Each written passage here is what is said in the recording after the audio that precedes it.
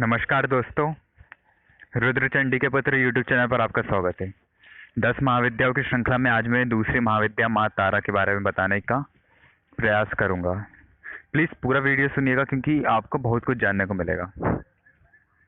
माँ तारा महाविद्याओं में दूसरी हैं, दिखने में माँ काली की तरह है, स्वयं माँ काली माँ तारा है। बस कुछ अंतर है, माँ काली शव पे मतलब शव समान शिव पे खड़ी रहती हैं, तो माँ तारा चिता पर खड़ी रहती हैं। माँ काली श्यामा है, पूरी काली वर्ण की है, तो माँ तारा नीली है। माँ तारा के 3 प्रमुख रूप हैं, याद रखिएगा। पहला रूप है नील सरस्वती, फिर दूसरा है उग्र तारा, फिर तीसरा है एक जटा। नील वर्ण की माँ तारा सरस्वती स्वरूपा है, इसलिए माँ तारा को नील सरस्वती भी कहते हैं। ब्रह्मांड में जितना भी ज्ञान है यहाँ वहाँ फैला हुआ है, वो अगर इकट्ठा हो जाए तो माँ तारा प्रकट हो जाएंगी। वो पूरा ज्ञान ही माँ तारा का स्वरूप है। माँ परम ज्ञानी है। माँ अपने ज्ञान के बलबूते चिता में जो शव जल रहा होता है ना दोस्तों, उस शव को भी शिव बनाने में सक्षम है। अर्थात उदाहरण के तौर पर आप ये देखिए कि मुझ जैसा बुद्धिहीन माँ के बिना शव है, और माँ के होने पर शिव। माँ के इस रूप की पूजा कोई भी कर सकता है, बस भक्ति भाव होना चाहिए। सिद्धि का भाव होगा ना दोस्तों तो कुछ नहीं कर पाओगे, और अगर करना भी है, सिद्धि का भाव होगा, भक्ति भाव उतना नहीं होगा, तो फिर गुरु की आवश्यकता होगी। माँ तारा विद्या के लिए माँ तारा सर्वोत्तम है।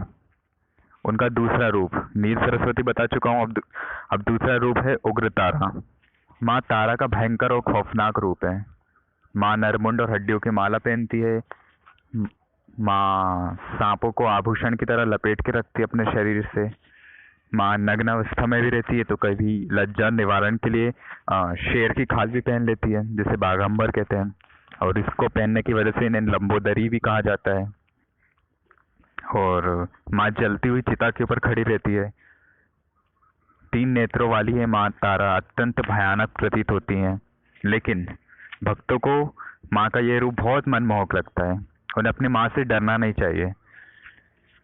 और इस रूप की उग्र तारा रूप की पूजा बिना गुरु के नहीं करनी चाहिए, क्योंकि ज्यादातर लोग डर की वजह से भक्ति का भाव ही नहीं ला पाते और असफल हो जाते हैं। भक्त की भक्ति की शक्ति काम आती है, मैंने तो हमेशा से कहा है आपको। अब तीसरा रूप है एक जटा। उग्र तारा की तरह एक जटा तारा भी चिता पर खड़ी रहती है, और नील सरस्वती की तरह शव समान चेतना को शिव समान ज्ञान देती है, और अंत में भक्त को मृत्यु के बाद मोक्ष देकर अपनी जटा में स्थान देती है। वो भी पता है किसके साथ? माँ तारा के जो भैरव हैं, अक्षोभ्य भैरव, उनके साथ हमको अगर मोक्ष मिल गया माँ तारा के हाथों, तो हम अक्षोभ्य भैरव जी के साथ माँ तारा की जटा में स्थान पाते हैं। कितना प्यारा पल होगा ना वो, माँ की जटा में अक्षोभ्य भैरव जी के साथ। जय माँ तारा, जय बाबा अक्षोभ्य भैरव। आप लोग भ्रमित मत होना दोस्तों, माँ तारा के कई रूपों का जो मैंने अभी वर्णन किया, अलग अलग प्रवृत्ति और काम की वजह से इसमें थोड़ा बदलाव है, वरना माँ तारा ही है ये। जैसे माँ काली के कई रूप हैं, महाकाली, भद्रकाली, दक्षिण काली। ओके। अब विस्तार से सुनो माँ तारा के बारे में। माँ शव की चिता पे खड़ी रहती है, शव के ऊपर अपना राइट पैर रखती हैं, और कुछ ऐसा पैर रखते हैं कि जैसे कोई योद्धा युद्ध करने के लिए तैयार है। माँ के मस्तक पर जटाएं हैं, 5 कपोल हैं, और उनकी जो आंखें हैं वो नील कमल की तरह है, नीले कमल की तरह 3 आंखें। माँ पूरी तरह से नीली हैं। माँ की छाती बड़ी उन्नत है। माँ पूरे संसार का लालन पालन करती है। नीले बादल की तरह चमक है उनमें। खतरनाक दांत निकले हुए हैं दोस्तों, और भयानक हंसी की वजह से माँ का ये रूप बहुत डरावना है। माँ के साथ शमशानी शक्तियाँ चलती हैं गण के रूप में। माँ का कद छोटा है, मतलब हाइट में वो छोटी सी दिखती हैं और एक युवती की तरह दिखती हैं। वो अपनी लपलपाती जीभ को माँ ने क्या किया है, अपने दांतों से दबा के रखा हुआ है। पूरे शरीर में सांप लिपटे हुए हैं और उनके बाल पूरे बिखरे हुए हैं। माँ अपने मुख्य रूप में 4 भुजा वाली हैं, जिसमें माँ ने नरमुंड पकड़ा हुआ है, कैंची पकड़ी हुई है, तलवार पकड़ी हुई है और एक हाथ अभय मुद्रा में है। इसका मतलब है माँ भय को खत्म करती है, इसलिए माँ से भयभीत ना होना कोई। एक और बात सुनो आप लोग। राम जी ने रावण की नाभि में तीर मारकर उसकी नाभि में जो अमृत मौजूद था उसे सोख लिया और रावण का वध हो गया। लेकिन जिस तीर से राम जी ने रावण का वध किया था, उस तीर पर प्रभु श्री राम ने माँ तारा का आवाहन किया था, पता है। तीर पर माँ तारा प्रतिष्ठित थी और इस वजह से रावण का वध हो सका। असल में राम जी तो सिर्फ माध्यम भर थे। रावण का वध माँ तारा के हाथों हुआ था। जय माँ तारा। माँ तारा, भव सागर से तारने वाली माँ तारा। माँ, आप प्रेम की प्रतिमूर्ति हो। आप प्रेम से भरपूर हो, सबकी नैया पार लगाने वाली हो, प्यारी माँ हो। दोस्तों, माँ तारा का जो साधक है ना, हर तरह से सुरक्षित रहता है। हर तरह की सिद्धियां उसके पास होती हैं, खासकर वाक सिद्धि, यानी कि जुबान पर स्वयं माँ सरस्वती रहती हैं। ऐसा साधक सबको मोह लेता है, अच्छा बोल लेता है, ज्ञान रखता है, हर क्षेत्र में उसका डंका बजता है। धन के मामले में भी माँ तारा अपने भक्तों को कुबेर के समान धनवान रखती है, लेकिन तब जब वो साधक की कठोर परीक्षा ले ले, उसके बाद। क्योंकि अयोग्य को कुछ मिलता ही नहीं। जो परीक्षाओं की आंच में तपा हुआ दोस्तों, वही पात्र होता है। और माँ का अगर कोई कम बुद्धि का भी भक्त होगा ना, वो भी विद्वान बन जाता है, हर तरह के बंधन से मुक्त होकर अंत में परम परम स्वरूपा माँ तारा में विलीन हो जाता है। दोस्तों, वशिष्ठ ऋषि ने सबसे पहले माँ की पूजा की थी, माँ तारा की, लेकिन वो उनकी कृपा प्राप्त नहीं कर पाए थे। उन्होंने अनेक प्रयास किए और असफल रहे, तो उन्होंने क्या क्या निराशा में माँ तारा के मंत्र को कीलित कर दिया। और क्यों किया कीलित? क्योंकि उनको लगा कि इसका कोई असर ही नहीं हो रहा है मंत्र जाप का, तो उन्होंने मंत्र को कीलित कर दिया ताकि कोई और भी अगर जाप भी करे तो इसका फल ना मिल सके उसे। तभी आकाशवाणी होती है और उन्हें बताती है माँ आकाशवाणी में कि चीनाचार विधि से, एक विधि है चाइनीज, उस विधि से 5 मुंड का आसन बनाकर साधना करोगे तो सफल हो जाओगे। तब ऋषि वशिष्ठ ने पंचमुंडी का आसन बनाकर उस पर 3 लाख मंत्र का जाप किया था, तो माँ ने उन्हें दर्शन दिए थे। लेकिन जब श्री कृष्ण भगवान ने धरती पर अवतार लिया, तो उनके आने के बाद वो कीलित जो मंत्र है, कीलन हट गया और माँ तारा की पूजा सबके लिए सुलभ हो गई। लेकिन उग्र तारा रूप का जो साधना होती है, वो गुरु के बिना नहीं की जा सकती। वरना आप भक्ति भाव से कर सकते हो, लेकिन अगर आप सिद्धि शक्ति या फिर किसी मुसीबत से छुटकारा के लिए कर रहे हो, तो फिर गुरु की आवश्यकता में आपको पड़नी है। कोई भी कैसा भी संकट हो, माँ की शरण में जाने वाला संकट से मुक्त हो ही जाता है। दोस्तों, इसलिए मैं आपको सलाह दूंगा कि अगर आप घोर संकट में हो, घोर कष्ट में हो, तो माँ तारा की ओर जाइए। माँ दौड़ी चली आएंगी। लेकिन आप कष्ट से मुक्ति के लिए अगर उनकी साधना करोगे, तो आपको गुरु की आवश्यकता होगी, याद रखिएगा। और अगर आप कष्ट की मुक्ति के लिए माँ तारा की साधना करोगे, तो आपको गुरु की आवश्यकता होगी और ऊपर से आपके ऊपर माँ काली की कृपा भी होनी चाहिए। लेकिन अगर आप अपने कष्ट को कचरे के डिब्बे में डालकर बस माँ की भक्ति करोगे, तो आपको किसी गुरु की आवश्यकता नहीं है। आप बिन माँ काली के भी माँ तारा की पूजा कर सकते हो, अगर आपने अपने कष्टों को अपने ऊपर हावी ना होने दिया तो। अब एक बहुत गहरी बात सुनिएगा, सबको धक्का लगेगा सुन के। मान लो कि एक कमरा है, वहाँ आप हो, माँ है और आपकी दुनिया भर की परेशानियां हैं। अगर माँ के रहते हुए भी आप अपने दुख को खुद के ऊपर हावी होने दे रहे हो, तो ये हमारी भूल है, याद रखो, माँ तो माँ है, कोई समझौता थोड़ी ना है माँ, कोई कर्मचारी नहीं है माँ। अगर कष्ट में माँ पर सवाल उठाओगे तो कैसे बेटे या बेटी हैं हम। मैंने कहा है ना, दुख चले जाए इसलिए माँ के लिए मत तड़पो, दुख मिट जाए इसलिए माँ की भक्ति मत करो, माँ का एक छोटा सा दुलार मिल जाए इसलिए माँ की भक्ति करो, इसलिए उन्हें पुकारो। सबसे बड़ा सूत्र है ये सफलता का। वरना जरा आसपास देखो, कितने लोग हैं इस क्षेत्र में, सभी सफल है क्या? नहीं। क्यों सफल नहीं है? क्योंकि या तो लोग अपने कष्टों से मुक्ति के लिए साधना कर रहे हैं, या फिर उन्हें शक्तियां चाहिए, सिद्धियां चाहिए। अब ये जो विचारधारा उन्हें सफलता नहीं मिलने देती है। कलयुग में भक्ति ही सफल होने का एकमात्र रास्ता है साधना के क्षेत्र में। दोस्तों, आज मैं आपको एक बात बताता हूँ।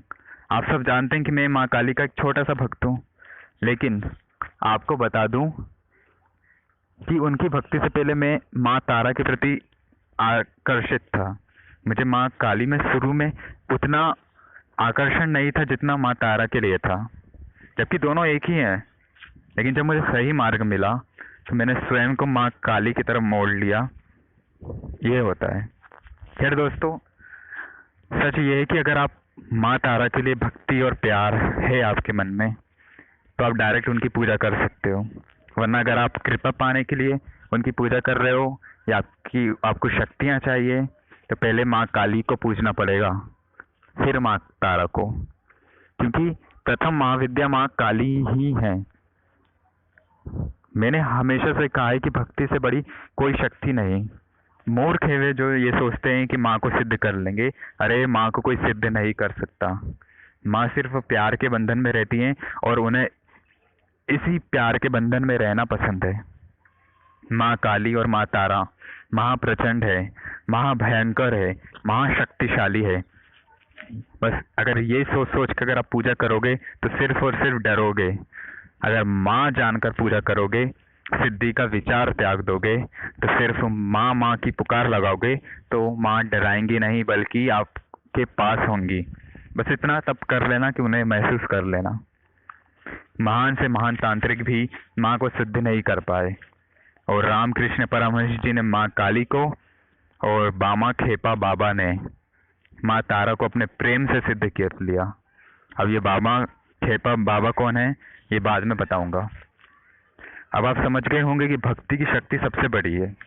जय माँ काली, जय माँ तारा। दोस्तों, समुद्र मंथन से जो हलाहल विष निकला था ना, उसे पीकर महादेव को बड़ी पीड़ा हुई थी। तब उस ममतामयी माँ महाकाली ने माँ तारा का रूप धरा और महादेव को बाल रूप में परिवर्तित करके अपना दूध पिलाया, जिससे महादेव को राहत मिली। ऐसी है माँ तारा।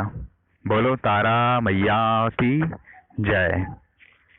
दोस्तों, माँ काली ने सबसे पहले ये रूप, माँ तारा का रूप, हयग्रीव नाम का एक राक्षस था, उसके अंत के लिए धरा था, और उस समय उनको उग्र तारा कहा गया था, जिसकी मैंने अभी पिछले कुछ मिनटों में चर्चा की थी।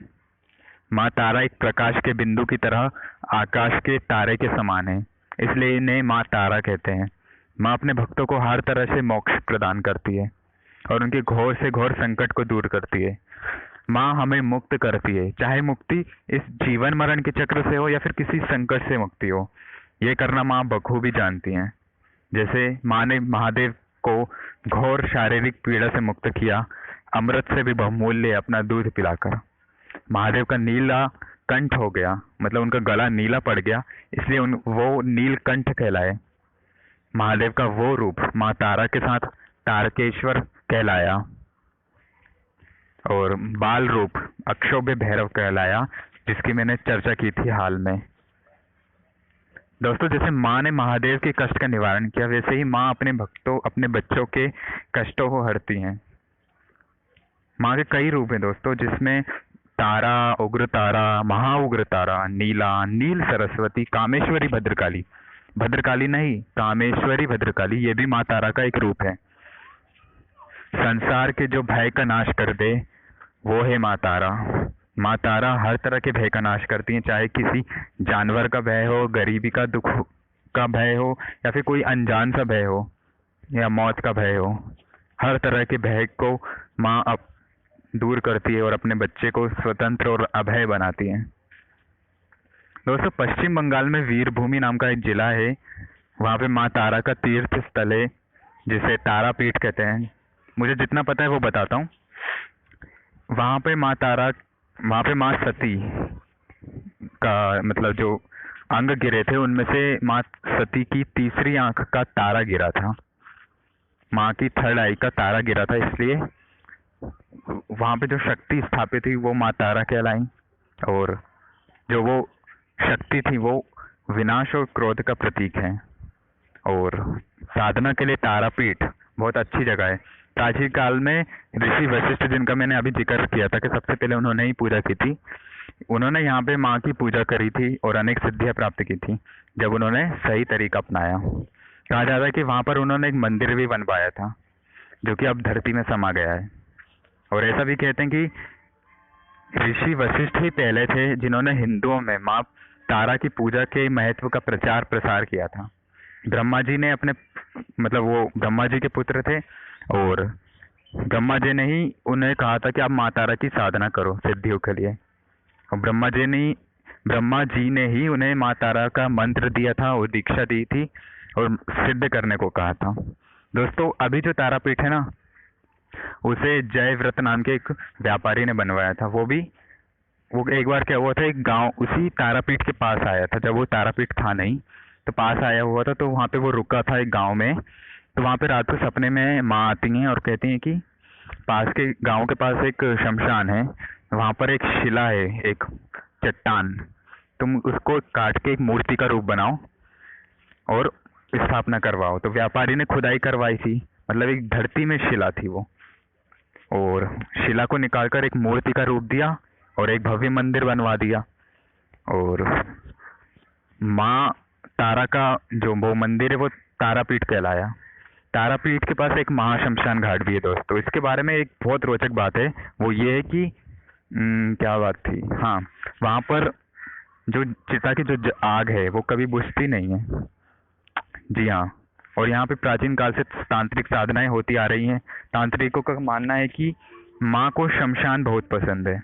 शमशान की मिट्टी, आग, चिता, हड्डी, कंकाल, लाश, इसकी ओर माँ का आकर्षण रहता है। इसलिए तांत्रिक लोग क्या करते हैं, महाशमशान घाट जो कि तारापीठ के पास है वहाँ पर जाकर साधनाएं करते रहते हैं। कई साधु यहाँ पर स्थायी रूप से रहते हैं, झोपड़ी बनाकर पेड़ के नीचे, शरीर में भस्म लगाकर। दोस्तों, तारापीठ में माँ तारा के दो अनन्य भक्त हुए। एक बामा खेपा, जिनका मैंने अभी नाम लिया था बामा खेपा बाबा, और दूसरे उन्हीं के शिष्य तारा खेपा।